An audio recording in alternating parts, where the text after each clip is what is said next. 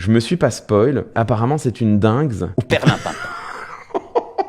C'est une perle en plusieurs étapes. On a d'abord ce tweet de Valérie Hayé, qui était tête de liste macroniste aux dernières élections européennes. Et donc là, on a Jordan Bardella. Regardez-moi ça. Nouveau look. C'est son nouveau look mascu 2025. Écoutons quand même un peu la teneur du discours. Je veux aujourd'hui vous parler d'une chose fragile et précieuse, la liberté d'expression sur Internet. De nombreux officiels européens ou encore le ministre français des Affaires étrangères réclame l'interdiction de la plateforme numérique X, anciennement Twitter, au motif que son propriétaire Elon Musk l'utiliserait pour promouvoir un certain nombre de valeurs et d'opinions ou promouvoir certains candidats aux élections. Cette vision est profondément arriérée, défaitiste et dangereuse. Alors, en l'occurrence, les valeurs et les opinions, elles sont condamnées en France. Ce sont en France des délits, puisque je vous rappelle que vous avez sous la plume d'Elon Musk des tweets qui étaient clairement, explicitement homophobes, des tweets qui étaient clairement, explicitement antisémites. Tiens, d'ailleurs, c'est marrant, le Rassemblement national qui prétend lutter contre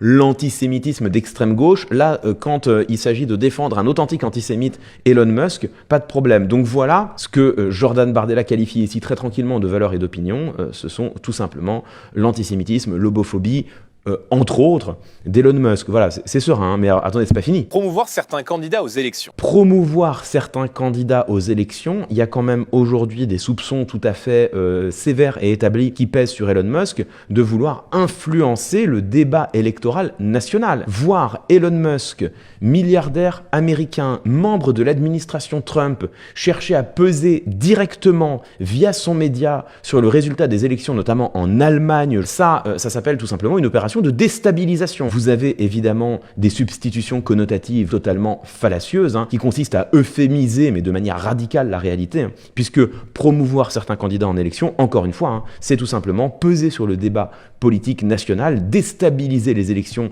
d'un pays et in fine, attenter à sa souveraineté. Ça ne manque pas d'ironie de voir Jordan Bardella défendre le droit à Elon Musk de priver les citoyennes et les citoyens de certains pays d'Europe d'une partie de leur souveraineté. Puisque la souveraineté, c'est aussi avoir le droit de se forger son opinion dans un débat public qui n'aura pas été biaisé par un milliardaire étranger. Rien que là, c'est déjà complètement fou.